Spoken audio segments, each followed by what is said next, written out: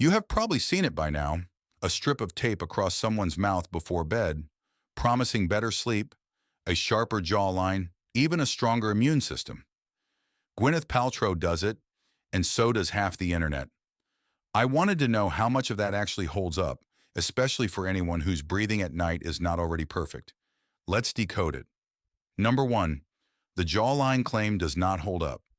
Some people tape their mouths hoping for a sharper jaw, based on the idea that keeping your lips closed pushes your tongue against the roof of your mouth.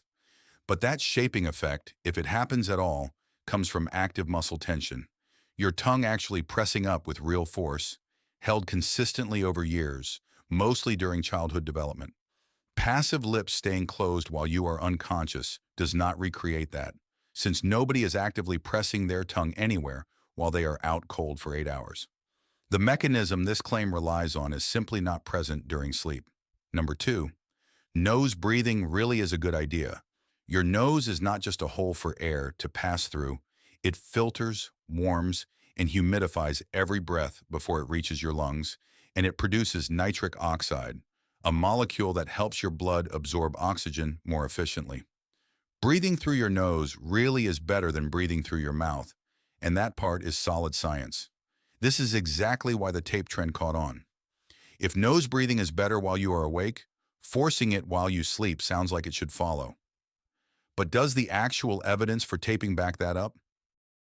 Number 3, the mouth taping evidence is much thinner than you would expect. Not really, as it turns out. A 2025 review looked at every study ever done on nighttime mouth taping and found 10 studies total, every single one rated poor quality. A few small studies did find mild improvement, but only in mild snoring and light sleep apnea, and small and mild are doing a lot of work in that sentence. So there is a thin sliver of real signal here, and it only applies to people with mild issues to begin with, which raises the real question. What about people whose breathing struggles are not mild? Number 4, for the worst breathers, this backfires. This is not just ineffective. The most solid study on this so far was published in 2024, and it measured airflow in people while their mouths were taped shut. For people with mild airflow issues, it sometimes helped, matching what the smaller studies found, but for people with the worst airflow, it got worse, not better. Read that again.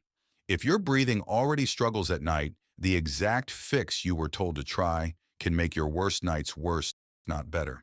That matters because your nose can get blocked for all kinds of reasons: a cold, allergies, a deviated septum, and if you tape your mouth shut on a night your nose is not fully clear, you have removed your one backup breathing route.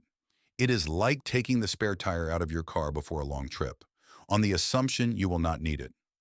If you want the benefits of nose breathing without that risk, practice it while you are awake first, noticing when you catch yourself breathing through your mouth during the day and gently closing it.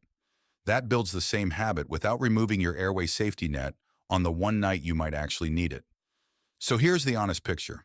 Nose breathing is genuinely good for you, but forcing it shut with tape is a different claim entirely.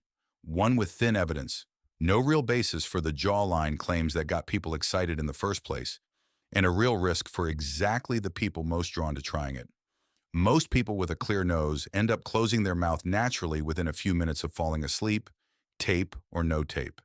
And on the one night your nose actually is stuffy, that is exactly the night you do not want it taped shut. Check out our video on sleep, where we walk through what your body is actually doing while you are unconscious each night. Breathing is just one small piece of that much bigger picture. Comment below, have you tried mouth taping or have you just side-eyed a partner doing it next to you?